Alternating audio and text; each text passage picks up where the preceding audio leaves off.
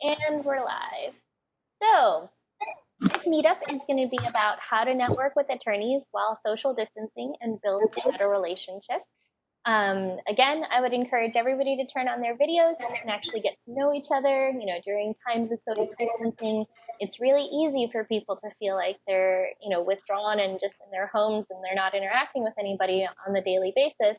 And, I find that if you are participating in these video conferences, it's a totally different experience if you're doing it face to face, your video on, than if you're just doing it by listening in. So please go ahead and turn on your video and participate. So my name is Angie Viscianen. I'm the founder of Leg Up Legal. We're a startup that provides a mentoring program to connect pre-law students to attorneys for mentoring. And today I'm joined by my colleague, Laura Pasikoff. She's a corporate attorney who has practiced in big law, and she does a lot of content development for us, and she will be sharing some of her tips and tricks today as well. So in case you haven't downloaded any of the materials in the multimedia viewer, please go ahead and do so because we'll be releasing those regularly. We'll probably start this off where we'll present our tips first, and then we'll open it up for a Q&A. So if everybody will go ahead and mute themselves now so we don't get any feedback. But if you want to chime in and ask a question, this is totally informal, so feel free to just jump on in and ask a question at any time. We'll share some strategies generally about networking first, and then we'll target more concrete strategies for doing it during this time of social distancing. So to get us started, I think it's no secret that networking gets a really bad reputation. Most people hate doing it. Most people feel really awkward connecting with strangers, and they feel like networking is like a dirty word. Like they're like, you feel like you just are trying to get something from somebody. And I'm going to see if I can actually pin my video. How do I do? There we go. Okay, all right, there we go. That way everybody should be. Okay.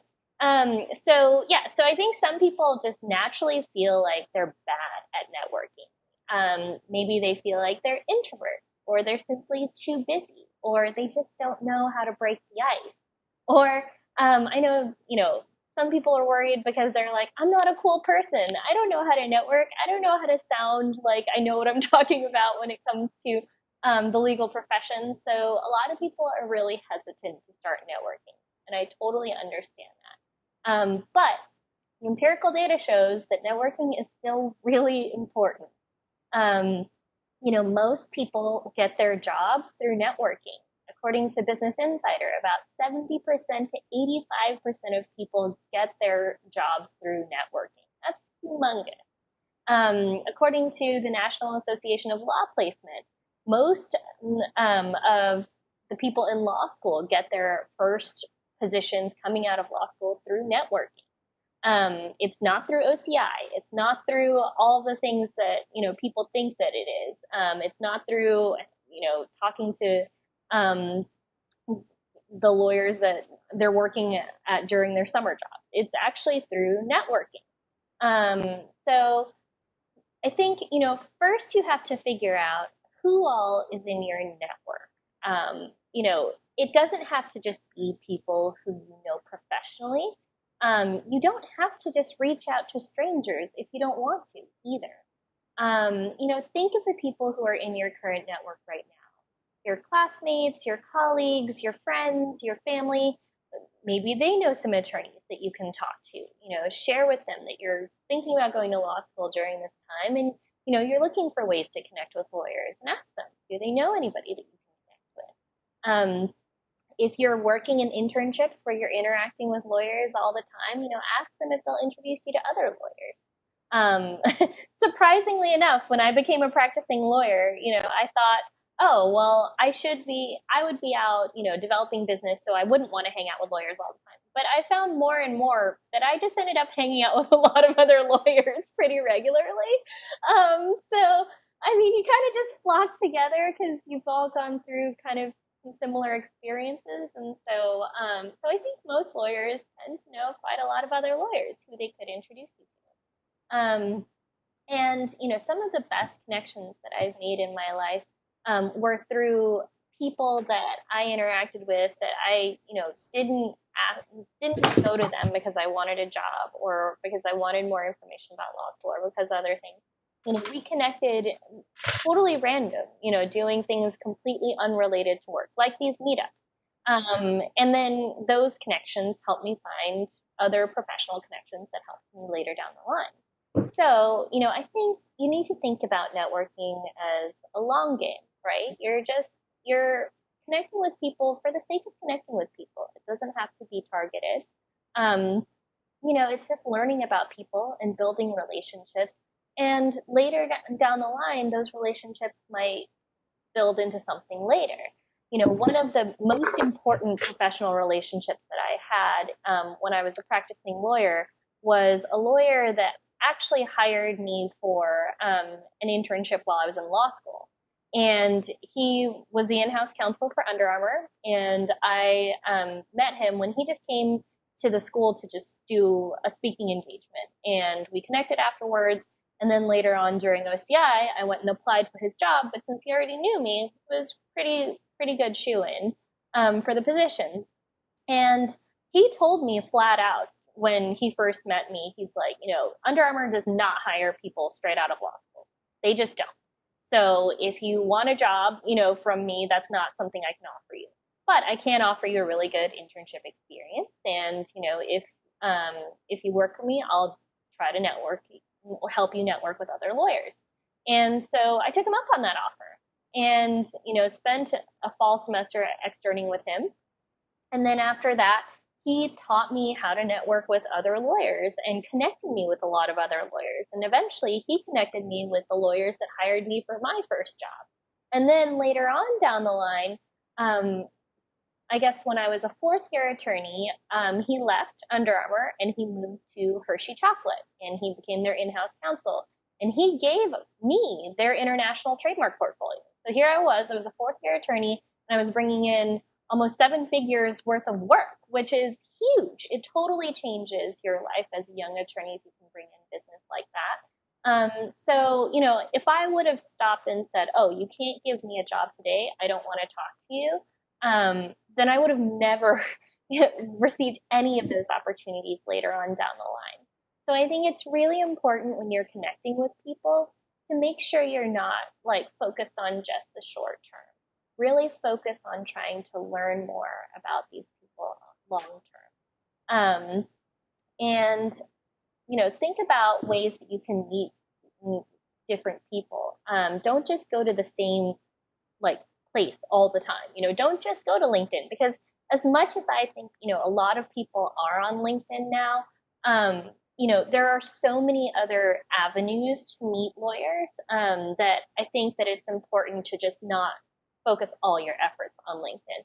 Plus, I think LinkedIn is starting to get a little bit saturated where people are just getting so inundated with emails or messages from LinkedIn that they might be becoming desensitized to them a little bit. So it might be easier for them to ignore you. In which case, I think that you might try to find some alternative avenues to connect with people. And we'll talk about that a little bit later in this presentation too. But I think when you're thinking about applying to law school, you should be cultivating 2 main areas of your network. And even actually, I think while you're a lawyer too, is, you need to cultivate people who are going to be strong academic references for you, people who are going to be strong professional references for you. These people, are kind of at a higher tier than people that you're just networking with generally. And the people who are at this higher tier, you're going to have to make more targeted efforts to keep connecting with them, keep building those relationships. And then the people who are in the pool that you're connecting with casually, you could make less targeted efforts towards them. So, you need to identify people who are going to be your strong academic references and personal and professional references, And, make sure that you put a reminder on your calendar or use some sort of contact management app or something to remind you regularly to connect with those people. Set a reminder on your calendar every 2 months to connect with that person. Just, reach out. And the reach out can be totally, innocuous. It doesn't have to be, something professional related. It could just be, hey, I saw this email today, or I saw this message, or saw this LinkedIn article, and it reminded me of you. And I wanted to send it over to you, or, just checking in on you, just want to see how you're doing, how are your kids, how is your dog, whatever it is. Reaching out to these people on a more regular basis to make sure that they know who you are and they're, connecting with you regularly. Because I think what's really important to know about networking is it's not just about who you know, it's how well they know you. So if they're only hearing from you once in a blue moon and they don't know you all that well, you're not going to pop into their mind whenever opportunities come up, or whenever, there's things that they hear about. They're going to send them to their better contacts. So it's not just connecting with a gazillion people, it's developing deeper relationships with those people. So I think a lot of people are scared to network because they're like, I don't have anything to offer. I'm just a student, or I'm just a law student, or I'm too young, or, I haven't even had a real job yet, or whatever it is. But there's so much that you have to offer, even as a young or inexperienced person. There are at least 5 things that I know that every single person can offer another person. So the first thing that you can offer is support, which right now I think everyone needs a little bit of support.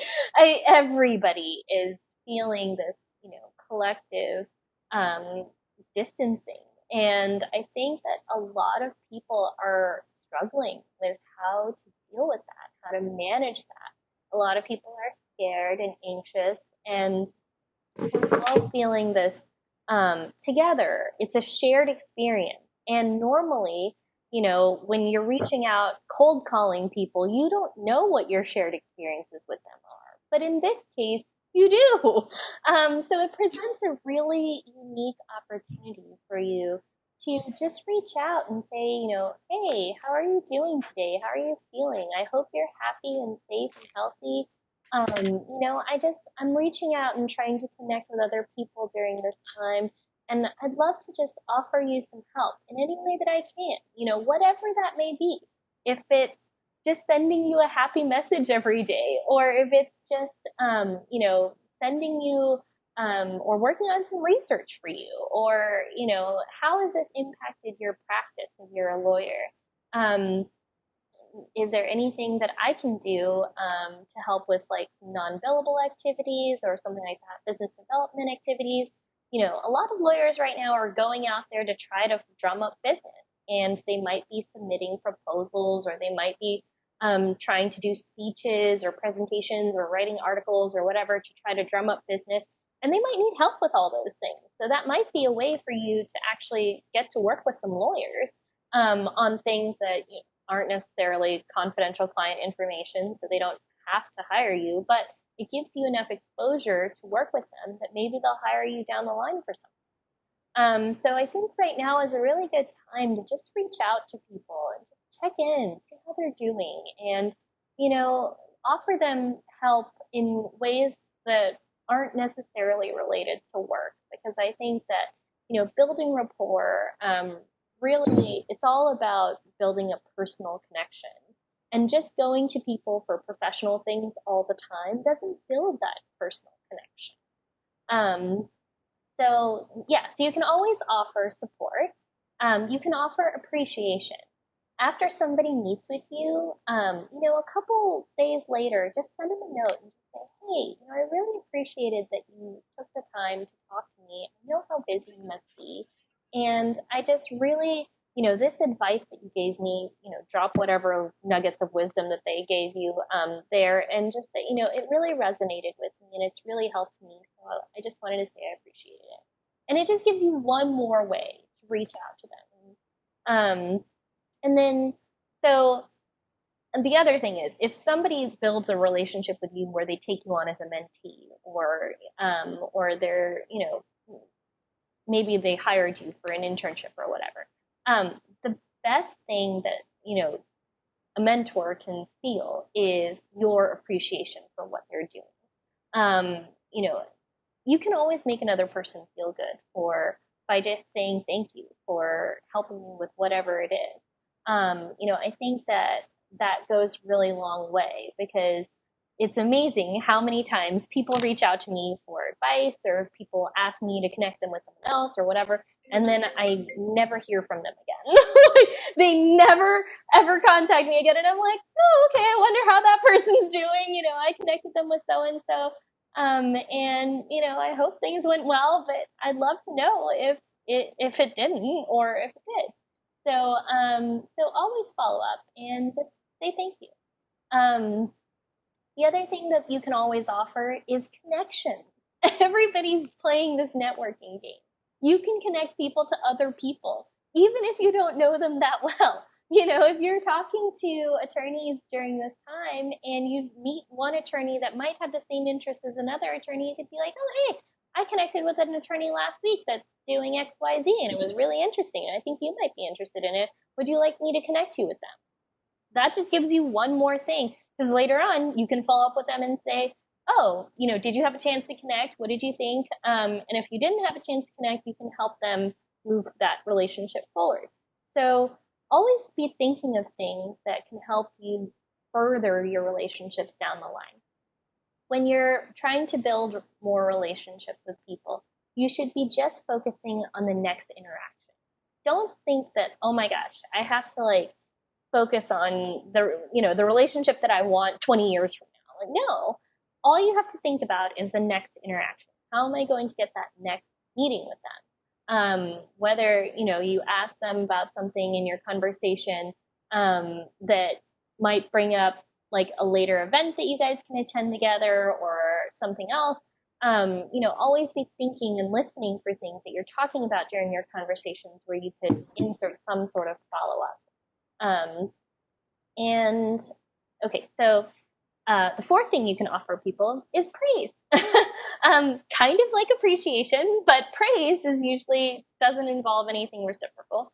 You can always offer somebody praise about something. If you read an article that attorney wrote, or if you read a LinkedIn message and post that somebody writes or whatever, and it resonates with you, you can say, hey, what a great post, and just offer your, encouragement and praise.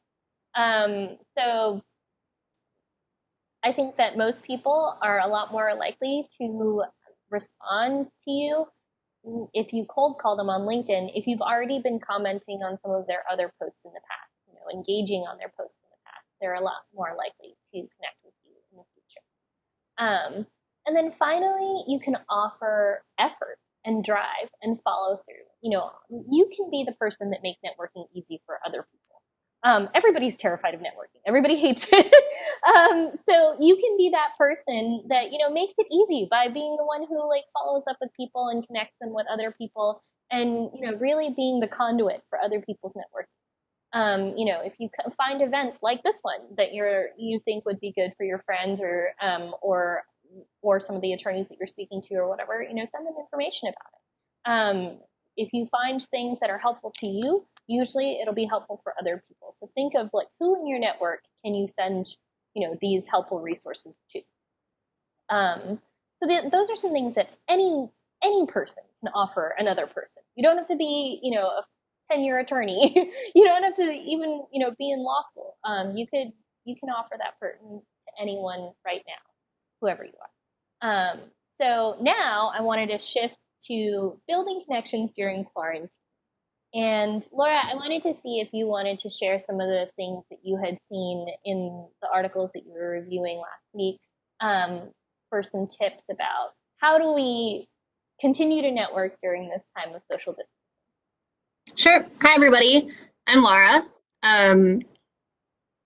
I spent some time last week kind of perusing the advice that people are putting out about what it kind of means to be, whether a pre-law student, a current law student, or a young attorney during quarantine. I wanted to look over kind of what was going on in the industry, and it's a little bit chaotic. A lot of people are feeling really unsure. A lot of people are kind of at this stage where they're like, well, you know, maybe I was looking for a job. I'm just finishing up law school. Like, this is the time that I'm supposed to be locking it in.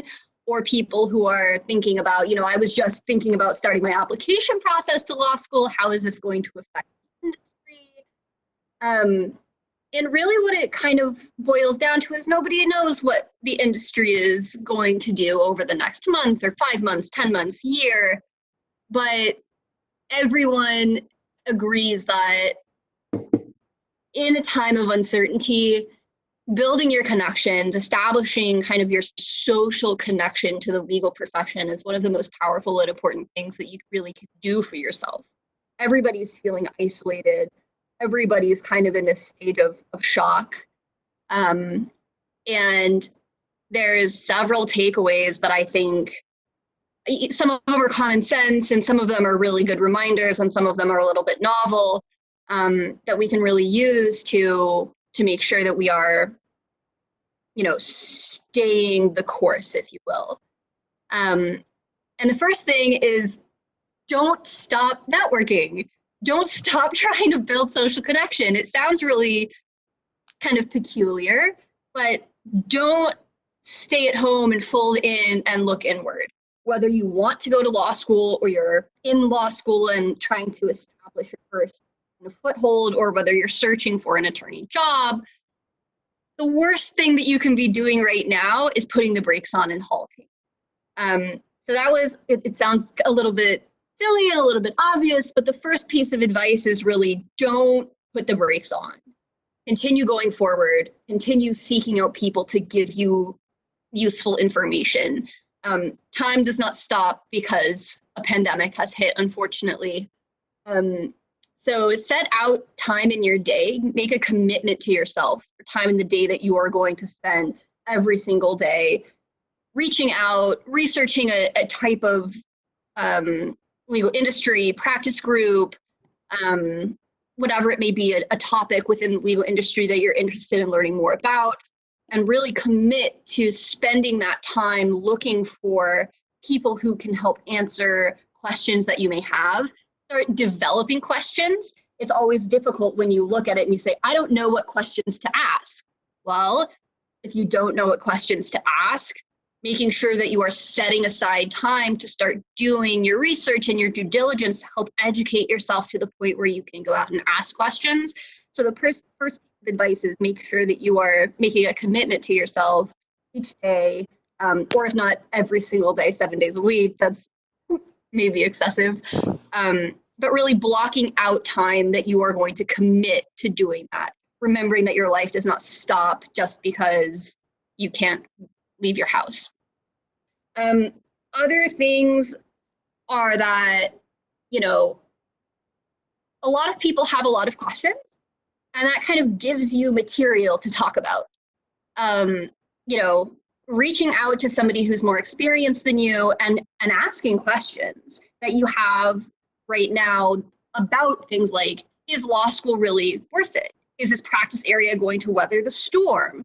Those are types of questions that are kind of built into times of uncertainty that give you the opportunity to start building those relationships in a very, very genuine way, because people can offer you, you know, really exceptional advice on the questions that you already have. So really utilizing that a time of uncertainty does unveil questions for you to open up and ask with. So another thing is that I think personally is really important, and I think, again, could be obvious, but everybody needs the reminder, is this is the time to make sure that your online presence, your virtual profiles are ironclad. You need a professional photograph. You need a LinkedIn profile that's fleshed out. You need to be active. You need to show engagement. You need to go back through your Facebook and your Instagram and make sure that they're either totally on lockdown and private and that you've removed anything inappropriate. Because as you engage with people, they don't have an avenue, they don't have coffee, they don't have a face-to-face interaction to help get to know you. So you always need to be assuming that they are looking at you, they are researching you, and they know all of your dirty little online secrets. and you need to clean those up, and you need to do that now. You have lots of time during the day, hopefully, to commit to making sure that your online presence is really locked down and solid. And one of the mistakes that I made going into law school was that I did not think about it a lot. I knew that I didn't want to have pictures of me like holding beer, and that was refined my social media presence. And I didn't do things like take my LinkedIn very seriously. I didn't do things like make sure that I had professional headshots or, headshots that I had taken myself that demonstrated me in a professional light. So those are things that you can do right now, to really make sure that online you are advocating for yourself, that you are advertising yourself in the way that you want other people to see you. Your online presence is something that you have full control over. So committing to networking, committing to doing research, and to actually taking active affirmative steps to networking, and then making sure that your online presence is buckled down and ready to go are two of the things that you can really take on right now that will have not just short-term benefit during the quarantine, but long-term benefit over the course of your career. And I just wanted to comment on that part, making sure your online presence is buttoned up. You shouldn't just be focusing on, having an online presence. You should make sure that you're engaging with other people with that online presence. So if you have a LinkedIn, great, but are you following other people on LinkedIn? Are you sharing their posts? Are you commenting on their posts? Are you, the comments don't have to be profound. It can literally be like, great post. It doesn't have to be rocket science. But, as you are engaging with people, it encourages other people to engage with you. And then LinkedIn's algorithm is actually tweaked so that it shows people who have high engagement to other people. So if you want to automatically boost your profile, you just need to start doing a lot of organic engagement. Because otherwise you're not going to appear in those little boxes of, who else might you be interested or whatever on the side. And then also, if people are looking at other people's profiles and those same people are looking at your profile, it'll recommend you to other people who are viewing the other people's profiles. So you need to start doing a lot more engagement. It's not just enough to just have a picture and have a little bit of your work experience up. LinkedIn is a place where you can show that you're a human being. It's not just a place that you want to just regurgitate your resume, because who wants to look at that? It's just people want to know you're a human. So when they read that little summary section about you, put something more personal in there, it doesn't have to just be, I'm a student at XYZ University and I'm pursuing whatever career. It should be more engaging. Don't just have an online presence, but make sure you're using it to engage with people. And I'll jump back to Laura now. So. Absolutely. I would say one of the things that I first noticed when I started getting more and more into LinkedIn was that the more I engaged with other people, the more I noticed, and being genuine, I liked this. I'm going to say that. I'm going to say that I liked it. The more LinkedIn would start showing me other things that I found interesting and engaging by people I really admired. So I absolutely incredible. The last thing that I wanted to mention is pre-preparing for things. One of the things that I think the quarantine came out of nowhere, and one of the things I think that really kind of resulted from that was a feeling of kind of being blindsided by a lot of stuff. Every time the date gets moved further back, every time, something as grim as a death count goes up, you can kind of feel like a ship in the middle of the ocean in a hurricane. And I think focusing in on what you can take control of during this time is advice that I've been reading and something that I really think is extremely important. So whether that be, set up a place that if you want to ask somebody for a video informational interview, if you have the opportunity to have a job interview or a law school interview, or you just want to have like a nice social conversation and engage with people, set up a space that is going to be quiet, where you have like a nice background, where you're not going to worry about your cat jumping into your video screen. Think of setting up a space in advance that's already ready to go. Make sure your make sure your video camera. Make sure that your I'm drawing a blank. Webcam. Webcam, thank you. Make sure your webcam works. Make sure your speakers work. Make sure the software works. So you have control over those things in advance, to make when you do engage with people as seamless as possible. Other things that you can really think about that I've been seeing more and more of, being prepared to answer the question, what have you been doing during quarantine? And making sure that you can honestly have an answer that is not solely, I've been watching Netflix for 12 hours a day. So what kind of personal growth activity can you do for yourself, not only because it's inherently worthwhile, but so you can basically have conversations about personal enrichment with the people that you engage with later on, the people that you're going to seek out. So whether that be kind of an educational program that you're taking, or a project that you're really using to try to grow both professionally and personally, you can start doing that. You can anticipate that someone will probably ask you that question later down the line. So anything that you can do, whether it's set up your background or pre-prepare for questions that that you're very likely to get, is going to be something that can help you take control over the kind of quarantine situation and help you advance yourself with that control as you move forward. So the three things that are going to be going on are you're taking control over your online presence, how you are presenting yourself, and you are presenting yourself really purposefully with your kind of advertisement to the world. That's your online profiles. You are making sure that you are actively researching, reaching out, and committing to spending that time every day, a little bit a day.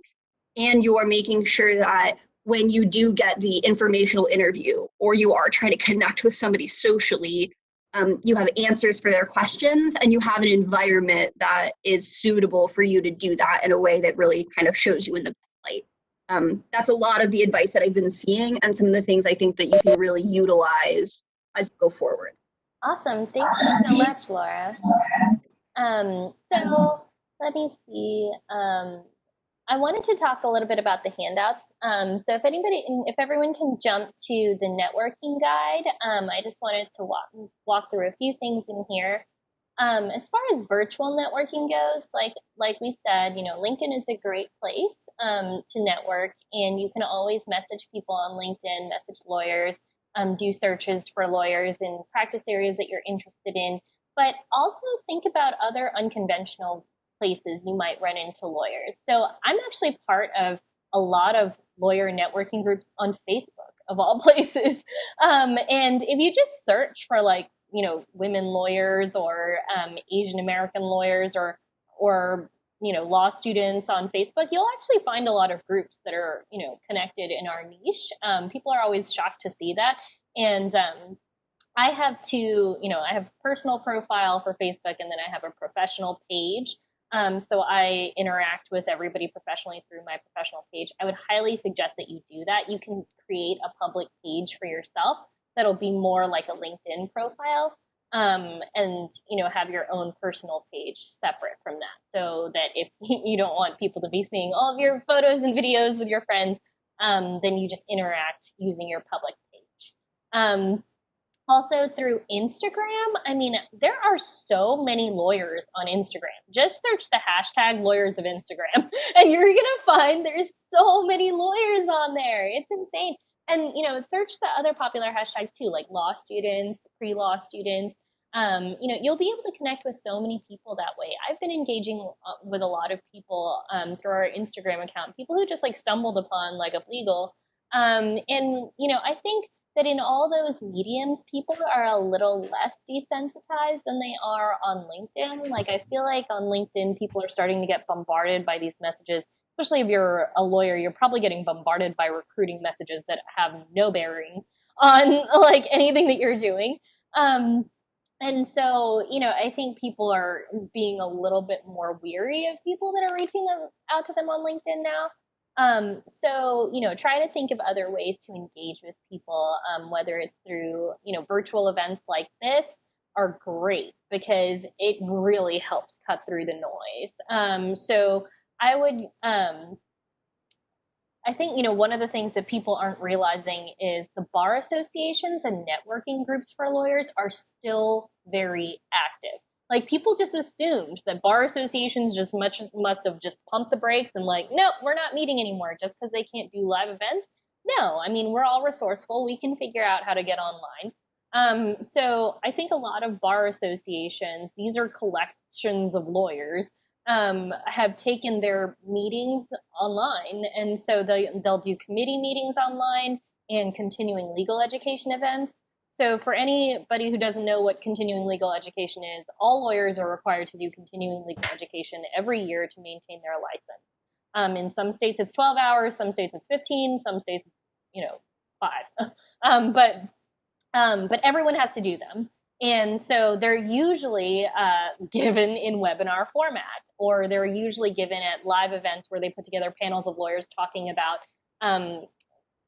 updates in whatever field that you're in. So I was a trademark lawyer. I would go to CLEs where they present, updates on trademark law, key cases from this year in trademark law, whatever it is. That's how we keep current in our craft. And so most law students can always attend these things. And I find that a lot of the people who put these things on, the chairs, the lawyers who put these things on, are very, very open to allowing students to sit in on them. So if you're a pre-law student, it's not usual that pre-law students sit in because I think a lot of them just don't know about them. But if you just email, whoever's the host of the event and just ask like, hey, do you mind if I attend this? Even if there's a fee, a lot of times they'll just waive it. I mean, I've seen, presenters, because the presenters don't get paid for that. That's like a huge thing that people don't understand is like the presenters normally don't get paid. They voluntarily put these things on so that they can do business development. And so now the company hosting the webinar, like Stratford Webinars or whatever, they'll usually charge a fee. But the presenter will usually have a link that they can share with people for free. So just reach out and ask, and the worst they can say is no. And when you get onto these events, you're going to be surrounded by 30 other lawyers in that practice area. So it's a great way to connect with people that are in a very particular niche. So if you want to learn more about intellectual property or bankruptcy or maritime law or something that's like, super obscure, go and find CLEs that are targeted towards that audience.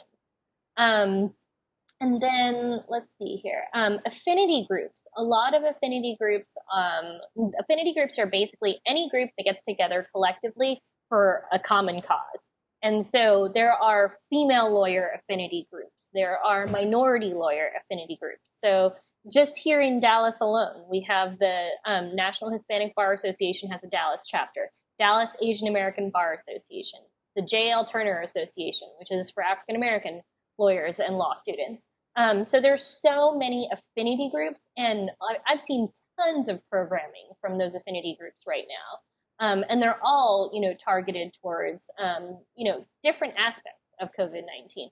I mean, the Dallas Asian American Bar Association put on a presentation this week about the discrimination that Asian Americans are facing right now during COVID-19, which I thought was actually really interesting. So, I think those are great ways to connect with other people. And affinity bar groups are great because they have more shared experiences with you. It might be really good for you to get the perspective of how another person who has the same background as you is navigating the legal profession, because it might be very different depending on who you are. I mean, I think navigating the legal profession for an Asian American is very different than navigating the legal profession for a Hispanic American or African American. I think they're all very, very different. Or even foreign students who stay here after doing their LLM, they have a completely different perspective. So I think it's really important for you to reach out and connect with other people who are like you, through these affinity groups. So what should you be saying when you're connecting with these people? Like Laura said, you need to be prepared. Have a little elevator pitch about yourself. Don't just be like, "Oh, hi, I'm Angie. What's up?" I mean, you need to have like a little pitch about yourself. Hi, I'm Angie. I'm a senior at so and so university, and I came across your profile because I was looking for lawyers in such and such area, and I really thought that you had some really interesting experience.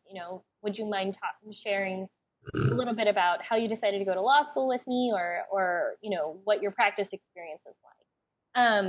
Just have some sort of pitch that will engage them after that. It should say a little bit about you, and then ask a question to the other person that gets them to talk.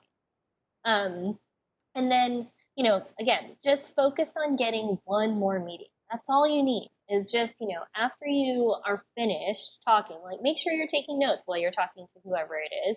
And, find ways to follow up with that person. If they mention something that you didn't quite understand, ask them a follow-up question in an email about it. Or if they mentioned that they were attending some event this week, ask them if you can attend it with them. I mean, most of those events will be virtual and they should be open, so you should be able to go. So I think, just always try to focus on, what can you follow up with after you talk to that person. And, same as Laura said, make sure you're presenting yourself well, maintain your social media presence. And when you're following up to build relationships, put a reminder on your calendar so that you continue doing the follow-up. Ask them for advice later on down the line. And if you have a really good connection with them after 2 or 3 meetings, then ask them to mentor you. I think it's a really, mentoring is a really strange thing. As I talk to more and more people about it, I think it's very clear that lots of people have heard of mentoring. Very few people know how to actually create a mentoring relationship. How do I even ask somebody to be my mentor? And, I think a lot of people struggle with that. So, basically you're just reaching out to these people and connecting with them cold. And then after you develop a relationship with them, or you feel like you can ask for some advice from them, eventually on down the line, you can either just ask for that advice outright, or you can ask them to be your mentor. Feel it out, see how comfortable they are, see if they're really, really busy, or see if you think they might have the time. But when you ask somebody to be your mentor, you need to know what you want to work on with them. You need to have an idea of what you need to work on with them. And it doesn't have to be super specific. It might literally just be, hey, I just really want to learn more about your practice area. Would you give me, maybe an exercise that you would give to, a junior attorney and kind of walk me through it? Would you, invite me to some event that you're going to so that I can learn more about this? Whatever it is, have an ask, okay? Don't just be like, hey, you want to mentor me? All right, I'm a blank slate. Give me everything you know. Like, they don't know how to do that. So just make sure that you're being really targeted about your ask. So that's basically all that I had. I'm just going to open it up now. If anybody wants to ask any questions, I'm also pretty open for the next half hour, so I can just stay on. Sorry that this went a little over. I wanted to give you guys at least like 20 minutes of Q&A. But yeah, so opening it up now. Whoever wants to ask a question, feel free.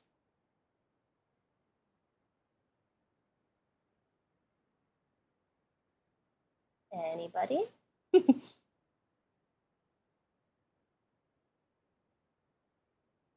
Hi, I have a question. Yeah. About revamping your LinkedIn profile.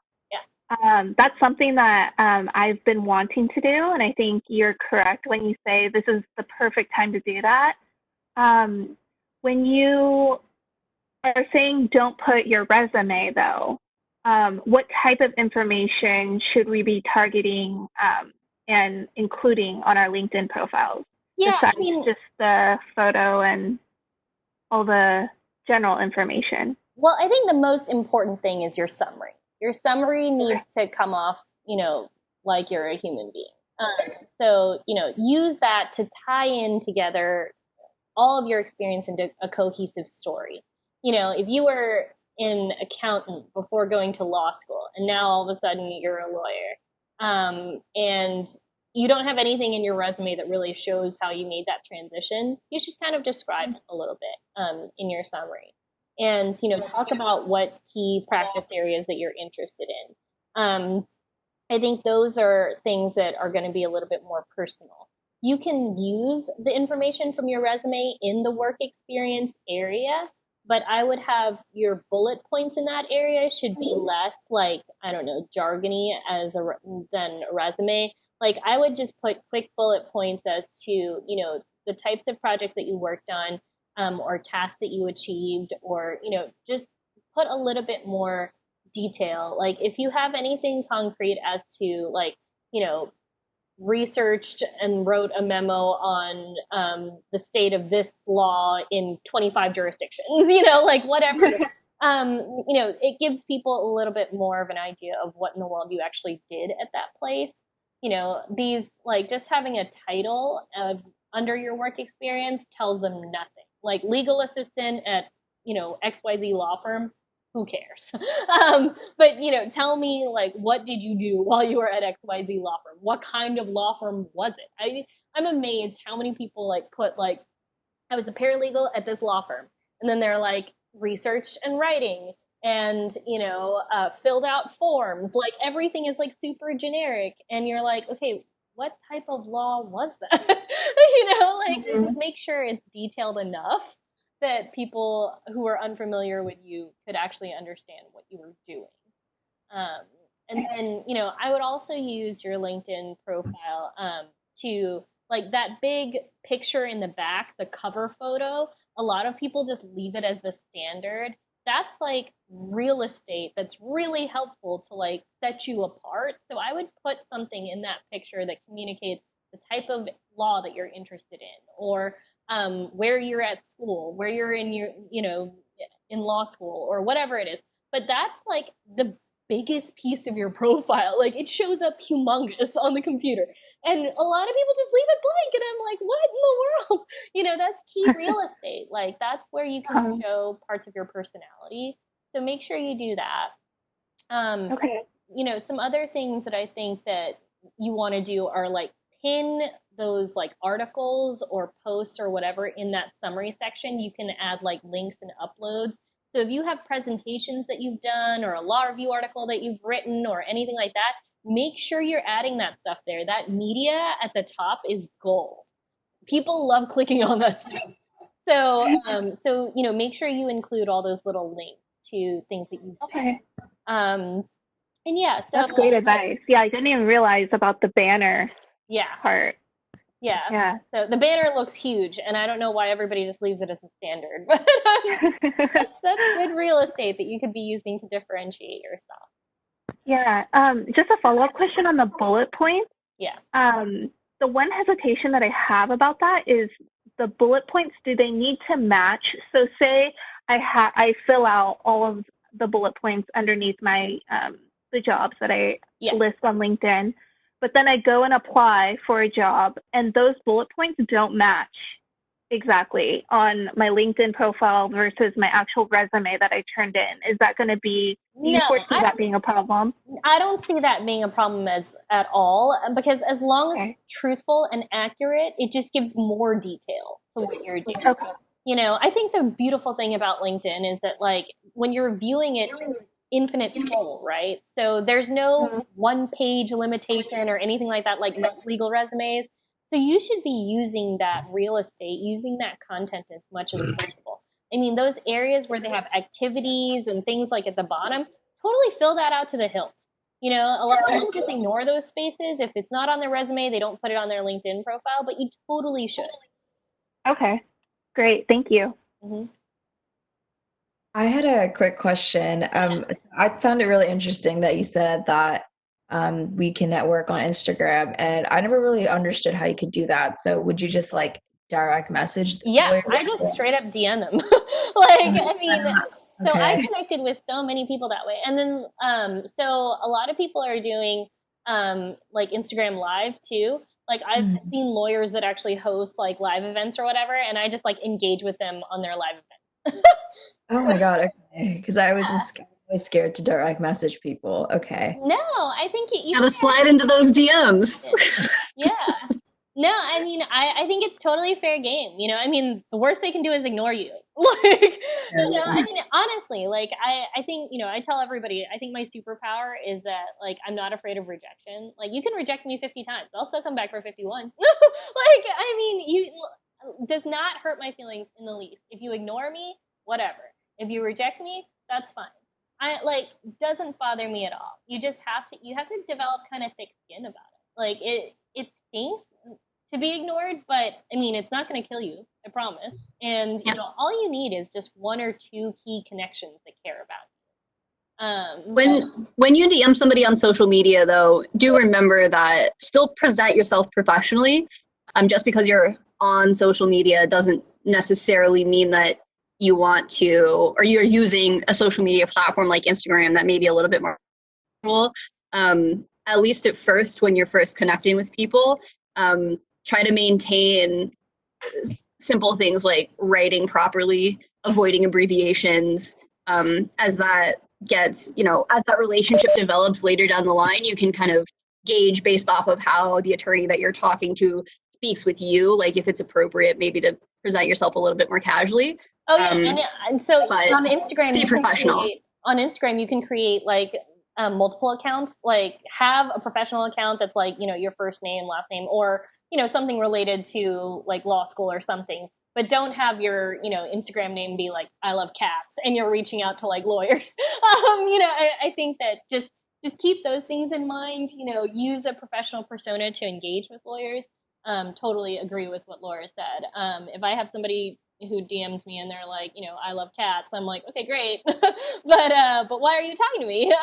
So have your little elevator pitch, you know, canned there too. You might want to open with, you know, hi, my name is so and so. I'm interested in going to law school. You know, I came across your Instagram and I saw a lot of your content. I became really interested in your practice area. Would you mind connecting with me and sharing a little bit about what you do? You know, like don't just like that first opening DM message shouldn't just be hi. Like I have that a lot. Like people just like, hey. Not hi, not hey, not real message, capitalization, punctuation. Yeah. Like, definitely. No, it's amazing, like how, the types of messages that I get. Like some of them are super formal on Instagram, and then some of them are just like super casual. And I'm like, I don't know who you are. So maybe avoid like sup. Probably not a good one to open with. Any other questions? I actually had one more question. So when talking about making your LinkedIn more personal, like how is like a good way of doing that minus the big picture thing behind your profile? Well, the summary should be in the first person. No more of this, you know, Angie Vishyanen is a lawyer who practices intellectual property. No. So, you know, it should be written in the first person. Feel free to go look at my LinkedIn and see how I write it. But, you know, you want to put some, like, I would put a little bit of your professional personality in there and then just maybe one line about your hobbies. You know, like I see a lot of people mention like they're a parent or that they have dogs or like whatever it is at the very, very end. It just humanizes it a little bit. So, I mean, I think just adding a little bit of flavor into who you are and what drives you. Like in your summary, you know, you should be talking about how you're doing what you're doing and why you're doing what you're doing. Like there's people who come across as very one-dimensional on LinkedIn, and those are the people that say, you know, I'm just, you know, I'm an accountant at so-and-so, like, firm. Great. Nobody cares about that stuff. People care about your how and your why. If you say, I'm, you know, interested in LGBT rights, you know, I'm an activist. I do this because, you know, I, you know, care about, you know, these issues or whatever. Like it definitely makes it much more personal. You know, when I talk in my summary, I mentioned, I'm a first generation Asian American. The reason that I started my company is because I wanted to help other people that were like me. I think it's really important that you put your how and your why into your summary. Okay. All right. That sounds good. Thank you. Mm-hmm. Anyone else?